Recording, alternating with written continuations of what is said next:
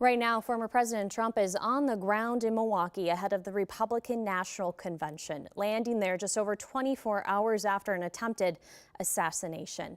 Trump was grazed by a bullet in his ear at a rally in Pennsylvania. On Truth Social, he posted that he was going to delay his trip, but said he couldn't allow a potential assassin to change his schedule. At the RNC convention, the Secret Service says there are no changes to the security plan, adding there aren't any known threats or any towards attendees as well. Today, helicopters were circling the area and tall fences were put up around the convention site. Now, as social media chatter really spiked after yesterday's shooting, the FBI says that it's keeping a close eye on everything. Just 3 hours ago, President Biden addressed the country saying that gun violence has no place in America or in American politics, calling for Americans to make decisions at the ballot boxes and not with bullets. Disagreement is inevitable in American democracy. It's part of human nature.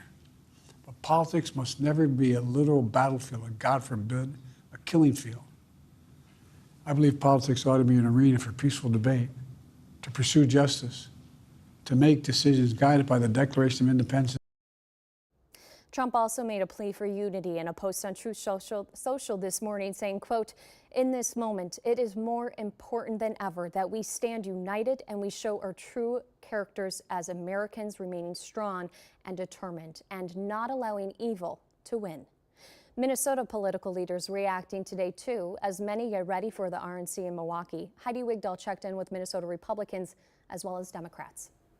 Morgan, I spoke to a couple of Minnesotans who are in Milwaukee for the Republican National Convention this week. They touched on their reactions to yesterday's assassination attempt and the impact it will have both on the RNC and moving forward. Look at what happened.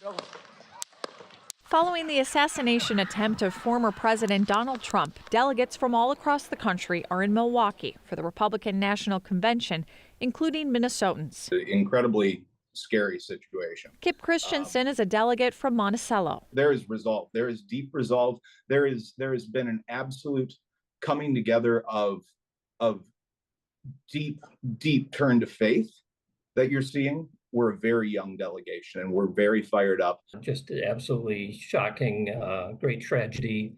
It's just unfortunate that sometimes the political differences that we have devolve into this kind of violence. We just have to stop it. David Hand, chairman of the Minnesota Republican Party, arrived Sunday in Milwaukee. Do you have any concerns going into the week around security? No, I don't. I think the Secret Service is working in conjunction with the local law enforcement people.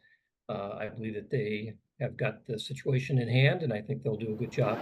The Secret Service said Sunday it will not change its security plan for the RNC, saying the plan has been developed over 18 months and is the highest level of security. Right now, we need to focus on getting the facts out to the public and making sure there's security for presidential candidates, regardless of party. That works. Senator Amy Klobuchar is calling for a thorough investigation into what went wrong. This is an assault on our democracy, and political violence has no place in our democracy, no home in our democracy. And I hope that this is a wake-up call for everybody to tone it down. Minnesota has 39 delegates and another 35 serving as alternates. Kip says they have one of the youngest delegations in the country. Morgan.